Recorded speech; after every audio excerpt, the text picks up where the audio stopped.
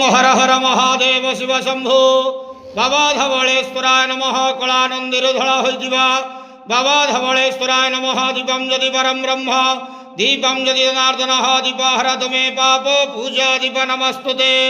हे बाबा धवलेश्वर महाप्रभु संसार सुखी रखंतु।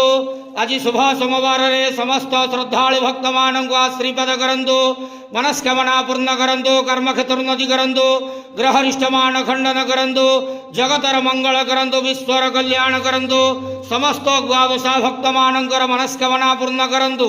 महाप्रभु धवलेश्वराय नमः बाबा धवलेश्वराय नमो नमः।